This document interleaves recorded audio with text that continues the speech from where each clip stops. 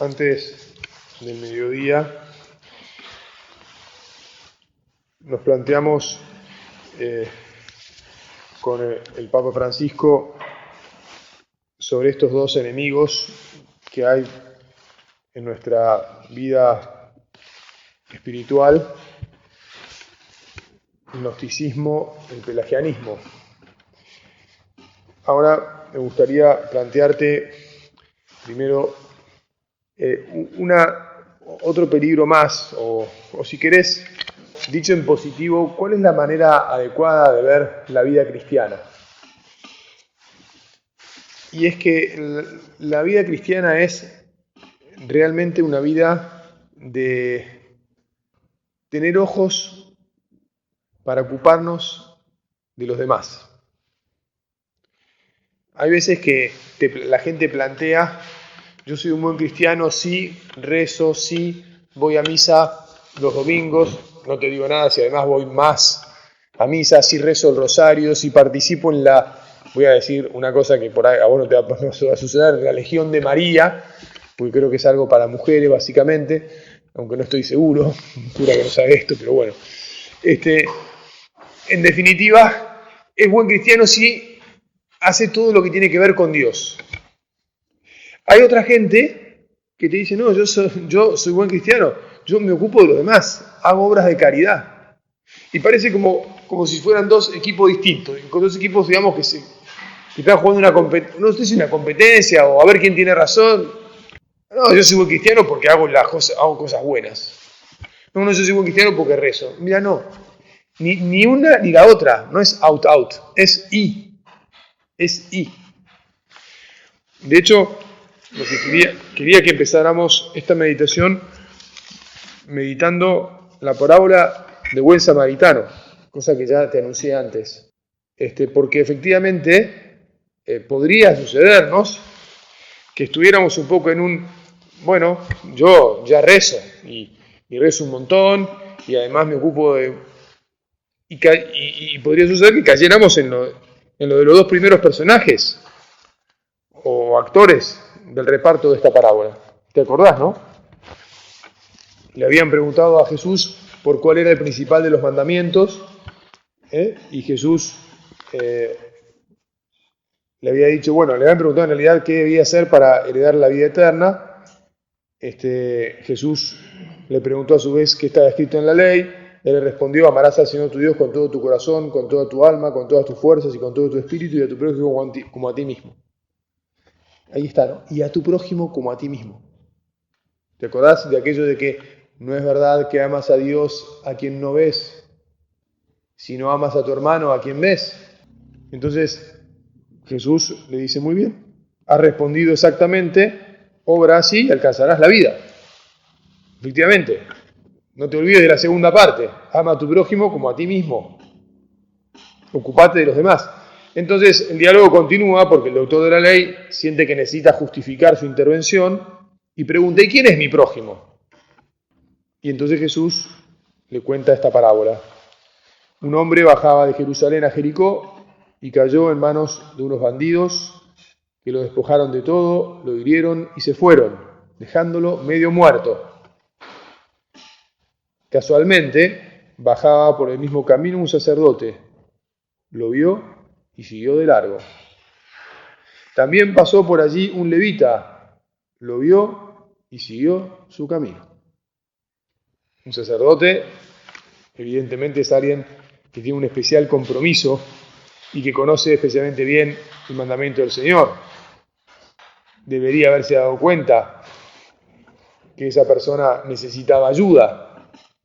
Tal vez tenía algo muy importante que hacer, tal vez, y no pudo ni siquiera mirar con más cuidado, digamos así. También vamos a disculpar al levita. Los levitas eran los de la tribu sacerdotal, por eso también de alguna manera está más obligado. Pero vamos a disculparlo. Ahora vamos a poner nuestros ojos en lo que sigue. Ya sabés que los samaritanos eran unos israelitas que se habían mezclado con los naturales, los que vivían en esa zona, y entonces habían ido perdiendo la fe, porque en cuanto uno se empieza a mezclar con otros pueblos, y bueno, de a poco va adquiriendo sus costumbres, sus culturas, y habían abandonado verdaderamente al Dios de Israel tal como los israelitas lo seguían, y mezclaban un poco todo.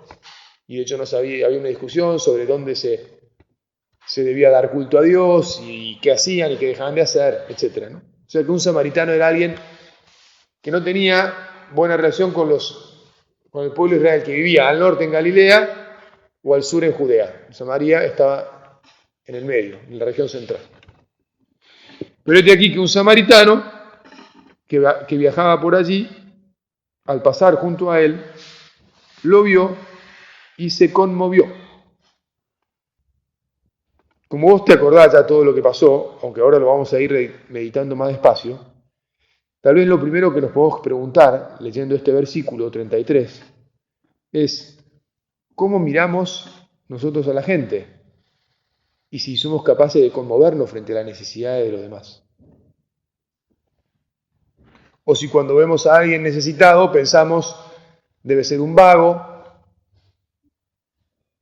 debe ser un no sé qué, un prejuicio. Tenemos algún tipo de prejuicio y en vez de mirarlo con buenos ojos, con cariño, como Jesús miraba a la gente, incluso podemos decir, voy a ir más allá, aunque no es el tema, pero aunque voy a ir más allá, como Jesús miraba a los pecadores. Jesús miraba a los pecadores deseando que se conviertan, y diciéndoles, tus pecados te son perdonados.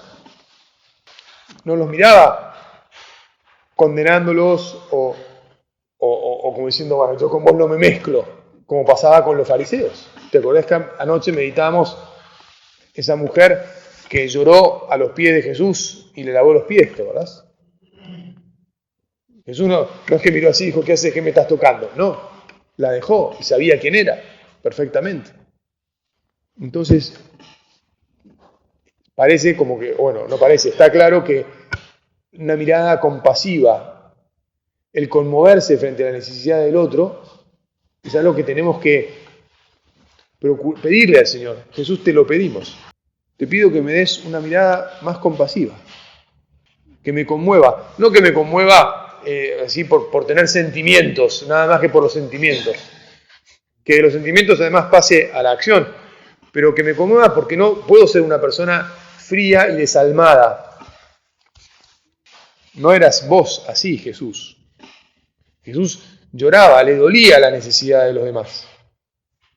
Incluso vamos a ahondar o vamos a quedarnos un momento más acá. Vos que conocés las necesidades de tus familiares, por lo menos te conmueven y rezás por ellos. Supongamos que tenés el bolsillo muy ajustado y no podés salir a ayudarlos. O supongamos que no es razonable ayudarlos porque ya los has ayudado otras veces y ya no da para más, por muchos motivos que no hace falta ahora explicar. Pero por lo menos rezás por ellos a diario, con cariño, pidiendo realmente para que encuentren una solución a su problema. Te manifestás cercano, estás atento, te ocupás de aconsejar o de sostener a sus hijos. Buscás modos, de estar cerca. ¿Te acordás de la propaganda? Estar cerca es muy bueno, es muy necesario, es muy cristiano. Es parte de este conmoverse. Y como se conmovió, el hombre no solo se conmovió, sino que se acercó. Se bajó de su caballo, porque más adelante va a decir que lo puso sobre su propia montura, o sea que se acercó, se bajó de su caballo, acá no lo dice, pero dice, vendó sus heridas, cubriéndolas con aceite y vino. Es decir, traía productos, vaya a saber para qué, y los usó generosamente en este hombre, porque necesitaba un poco de bálsamo para los golpes y que tenía encima. Después lo puso sobre su propia montura y lo condujo a un albergue y se encargó de cuidarlo. Tampoco es que llegó y lo largó ahí, no, se encargó de cuidarlo. Lo debe haber limpiado, lo debe haber vestido, lo debe haber acomodado en una cama. No vaya a saber en aquel entonces qué tipo de cama tenían, pero lo cuidó. Cuidar a las personas. Cuidar es una palabra maravillosa. A mí la verdad que me ha llevado, el trabajar en el hospital, me ha llevado a meditar. No te digo que me la paso meditando sobre la palabra esta, cuidar, pero meditar sobre cuidar. Incluso alguna vez me planteo, perdona que haga esta digresión, pero me planteo, mira, hay personas que se dedican a cuidar a otras y que se dedican a cuidar toda su vida a una persona. De hecho, vos tendrás tal vez algún pariente que está con una cuidadora. En general las mujeres cuidan mejor que los hombres. También hay cuidadores o hay enfermeros. Y uno dice, wow, el trabajo es cuidar. Cuida. Y además cuida a una persona. Y cuida a una persona mayor que está ahí y que lo que requiere es que uno esté. Dice, realmente uno se podría preguntar, ¿qué hace este pibe, no? O sea, en el mundo, en la vorágine que vivimos en este mundo, en la que todo el mundo cree que para realizarse en la vida hay que hacer no sé qué cosas increíbles y ganar no sé cuántos millones, cuidar a una persona estando cerca, cuidar es algo maravilloso. Bueno, cierro el paréntesis porque otro día podemos meditar más sobre eso, o te lo dejo para que vos lo hagas por tu cuenta, pero bueno, lo cuidó. Y al día siguiente, siguió comprometido el hombre, sacó 2 denarios, se los dio al dueño del albergue y le dijo, cuídalo, y lo que gastes de más te lo pagaré al volver. Y entonces después viene la pregunta de Jesús, ¿cuál de los 3 te parece que se portó como prójimo del hombre asaltado por los ladrones? Y ya sabemos cuál es la respuesta y cómo Jesús le dice a ese hombre, bueno, obra de la misma manera. Entonces, ser cristiano supone amar a Dios sobre todas las cosas y por lo tanto supone esmerarnos por estar cerca de Él y manifestarle que le queremos y decírselo. Y ahora estamos en retiro y supongo que le habrás dicho, bueno, cada vez que iniciás un nuevo acto de piedad, cada vez que nos arrodillamos y empezamos la meditación, estamos haciendo un acto de amor de Dios, intentando ponernos en su presencia, rezando. Hace un rato hiciste el Via Crucis, un acto de amor maravilloso, ¿no? Procurar seguir a Jesús con la meditación de su pasión, excelente, importante, necesario. Tiene que ir de la mano de esto otro.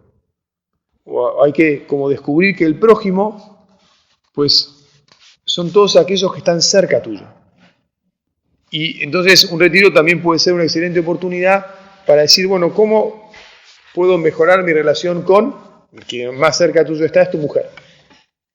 Creo que todos, bueno, no sé si todos están casados, pero tu mujer, tus hijos, tus padres, tus hermanos, el resto de tus parientes que por algún motivo estén más cerca o más a cargo tuyo, incluso puede ser a veces algún amigo que es como un pariente, que es tanto como un hermano, digamos. Pero también es tu prójimo, tu compañero de trabajo o tus compañeros de trabajo. Si vos sos el dueño de una empresa, las personas que están a tu cargo. Y todo esto supone unas obligaciones concretas de samaritano, de cuidado, que tienen que ser objeto de tu diálogo con Dios. Por ahí, más que yo lo estoy diciendo así, ya lo sabés y ya lo vivís, pero entonces te animo a que lo repases aquí, lo repases con alguna frecuencia. Vivimos además en un momento bastante crítico en el país, no está bien la economía hace rato, hay mucha incertidumbre. Y además todo esto no pasa por el hecho de tener medios económicos. Lo que más necesita la gente es que la cuiden, que la traten bien. Sí, la palabra cuidar, me salió naturalmente. Que la traten bien, que la oigan, que la comprendan. Alguna vez pasa, ejemplo, ¿no? Pasa que los médicos son falibles, como todos nosotros somos falibles. No sé, un abogado se puede equivocar y perder una causa que estaba ganada o en la que su cliente tenía todo el derecho del mundo. Pero si el abogado se equivocó y la perdió. Bueno, un médico se puede equivocar y hacer una mala praxis. ¿Vos sabés cuáles son los médicos a los que no le hacen juicio de mala praxis la gente? Al médico que realmente quiere a sus pacientes y los cuida y los trata bien. aunque alguna vez se equivoque, y de hecho puede sucede, conozco casos, nunca le hacen problema, no le hacen problema. ¿Por qué? Porque le manifestó cariño, porque lo cuidó, porque lo atendió, porque estuvo... Y entonces después, aunque sea evidente, mirá, acá se comió, que tenía una mancha en no sé qué, no le dio todo el remedio, se complicó la cosa, estuvo 4 meses para curarse, o 10, o un año, fue todo un incordio, nunca dijo nada del paciente. ¿Por qué? Porque el médico lo cuidó, lo trató bien, lo quería. Ahora, el médico que no te cuida, que no te trata como verdadero prójimo, a ese le hacen juicio de mala praxis. Es clave que nosotros nos preguntemos, bueno, ahora que la situación está difícil, las personas que que trabajan conmigo, yo les pongo la cabeza y el corazón y trato de ayudarlas. Sé cuáles son sus dificultades. Tengo una palabra de aliento. Hago una reunión. Les doy consejo. O si yo no se los puedo dar, consigo que venga un consejero a la empresa y que hable con todo el mundo. Reorganizo la distribución de tareas de manera tal que, no sé, cada uno sabrá en su propia situación, ¿verdad? Porque son todas distintas y yo no las conozco todas. Incluso esto tiene que llegar, no sé, hasta si tenés a alguien que trabaja en tu casa que ayuda en las cosas familiares. También. Porque probablemente esa persona está pasando, si vos decís, no, yo estoy ajustando, bueno, seguramente esa persona que tiene mucho menos, que dispone de mucho menos medios, todavía está mucho más ajustada y necesita más. Te conté que cuando venía para acá, a instancias de una enfermera, le dejé ropa al pariente de una mujer que está muy enferma, que le queda poco tiempo, digamos, ¿no? Pues hoy recibí 2 mensajes de la persona diciéndome, padre, la ropa que me dejó me quedó perfecta, ¿cuánto le agradezco? No tengo un peso para nada, me ha venido fantástico. Si tiene alguna otra cosa, no tengo plata para comprarme nada, de nada. Estoy muy mal. Y usted sabe cómo estoy con mi mujer y con la situación familiar. Cualquier cosa me va a venir bien. Ahora tengo que mandar un mensaje diciendo, bueno, ¿qué otra cosa le querés en concreto, digamos, ¿no? ¿Querés zapatillas? ¿Qué talle tenés? No sé. Yo pensé, te voy a ofrecer zapatillas, tengo que saber el talle. Bueno, ves, la caridad debe tener patitas. Si querés por ponerle una imagen, pongámosle patitas a la caridad. Porque si no, de vuelta te insisto, no es verdad que estaremos amando de verdad al Señor. Porque cuando después llega el prójimo, no es que nos hagamos los distraídos, es que todavía no hemos profundizado lo suficiente para generar estas virtudes, que es el corazón del cristianismo. De hecho, hay mucha gente que por variadísimos motivos no ha tenido las oportunidades que vos tenés, por ejemplo, de hacer un retiro, que no ha hecho un retiro en su vida, pero que son excelentes personas y que toda su vida se han ocupado con mucho sacrificio de los demás. Y que yo no me atrevería a decir si yo soy mejor cristiano que ellos o ellos que yo. O sea que ellos tal vez han vivido más cristianamente que yo. Y no le quito ni una palabra a la frase que acabo de decir. Porque además el Señor conoce el corazón de esas personas y sabe qué le ha dado a cada uno. Y muchas veces tenemos que preguntarnos, ¿y yo, en proporción a todo lo que el Señor me ha dado, cómo he respondido? Bueno, rápidamente, porque ahora quedan 5 minutos y me gustaría pincelar algún otro tema, o vinculado con esto, no es otro tema, pero vinculado con esto.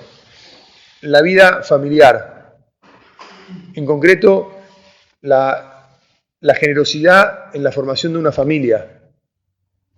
Ya sabemos que hoy en día, lamentablemente, los jóvenes ya no quieren comprometerse, no quieren casarse, de repente quieren vivir en pareja, consideran que el hijo es más bien una especie de derecho que en algún momento van a tener para cumplir tengo mi hijo, todas cosas bastante fuertes, ¿verdad? Que en realidad nosotros nos damos cuenta que no son cristianas, creo yo. Ahora, la pregunta es, vos y yo, ¿qué estamos haciendo para volver a sembrar la manera cristiana de pensar? Muchos de ustedes tienen hijos que ya están, o sea, ya, o son algunos son abuelos, otros tienen hijos que están en esa situación, que están como tomando sus decisiones. Bueno, ¿cómo se habla en casa de estos temas? ¿Sabés lo que piensan tus hijos? Ya son grandes, ya vos no les podés dictar lo que tienen que pensar. Nunca se lo has dictado, o pienso yo. Pero bueno, rezás para que piensen en cristiano. Seguís sembrando. Tratás de ver, por lo menos estar atento. Porque es triste que en una familia cristiana la ola, de la que hablábamos ayer, o no sé en qué momento, la ola haya barrido de vuelta y dice, bueno, mis hijos ya no piensan en cristiano. No quieren una familia cristiana, calculan todo. Antes de empezar de casarse o tener un hijo, piensan viajar por el mundo y tirarse la plata en ellos mismos. Todo esto son actitudes egoístas. O simplemente, a veces, también puede suceder que hagan muchas cosas, o algunas cosas buenas, que colaboren, pero con otros. Pero bueno, de un modo, te diría, es difícil, ¿no? Aséptico, no religioso. Porque lo religioso les cae mal o les suena bias, se dice en inglés, les suena como que tira para un lado o para el otro, ¿no? Ellos quieren hacer el bien, pero que también es como decir, bueno, qué triste que nos pueda pasar. Pidamos al Señor que en nuestra vida sea buen ejemplo, que consigamos transmitir y que ellos digan, no, mirá, ¿sabes qué? Si amo es porque sé del amor de Dios que hay en mí. Y si hago estas cosas, no las hago porque yo me creo bueno, sino porque sé que Dios es bueno y me ama. Y entonces por eso puedo dar amor. Ya lo dijimos en algún momento, pero es así, ¿verdad?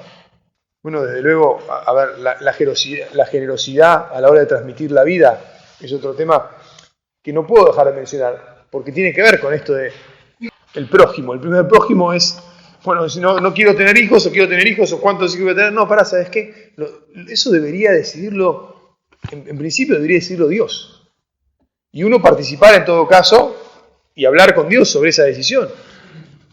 Sobre la oportunidad, tal vez, porque efectivamente Dios ama a los hijos de los hombres. Dios ama a los hombres. Dios ama a los niños. Dios quiere dar vida. Dios está siempre listo para crear. Fuerte y triste es la posibilidad de que nosotros le pongamos, maniatemos las manos de Dios en su obra creadora.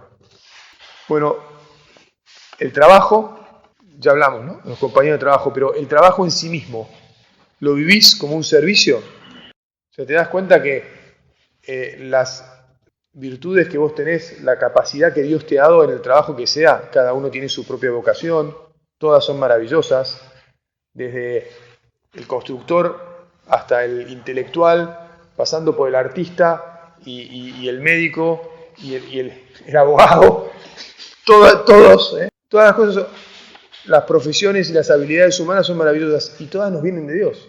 ¿Las vivís así? ¿O podría pasar que esto le pasa sobre todo a los que son muy buenos, ¿no? Que se la creen bastante? A mí me impactó en una entrevista a Lionel Messi, el Lío, que decía con toda claridad, yo juego al fútbol como cualquiera, a mí el que me hace jugar no soy yo, es para Dios, es Dios. Me impactó mucho. Hizo un reconocimiento claro y distinto de que no era él el que jugaba, en realidad. Que si él no jugara bien y no pusiera todo lo máximo, estaba haciendo algo malo, porque tenía una capacidad que tenía que hacer fructificar, digamos. Impresionó esa claridad. ¿Nosotros la tenemos así? ¿Le ofrecemos nuestro trabajo a Dios?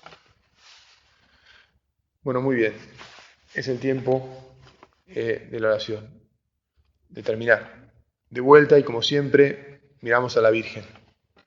Acordate que la Virgen lo primero que hace después de recibir el anuncio de que va a ser la Madre de Dios es salir rápidamente para ir a cuidar, para ir a ayudar a su prójimo, a su prima Santa Isabel, una mujer entrada en años que vivía lejos y por lo tanto a la que veía poco. En aquel entonces 140 kilómetros era como ahora 2000, por decirte algo. Entonces andás a ver cuántas veces había coincidido ella con su prima Santa Isabel, una viejita que de repente estaba esperando familia. Y sin embargo su corazón, al enterarse de eso, la movió y se puso en camino y fue y la ayudó 3 meses hasta que dio a luz, porque ya se encontraba en su 6º mes, hasta que dio a luz estuvo con ella. Madre Santa, te pedimos que nos ayudes a tener esta agilidad, digamos, mental y del corazón y de los pies, para movernos con cariño y con rapidez en el servicio de nuestros hermanos.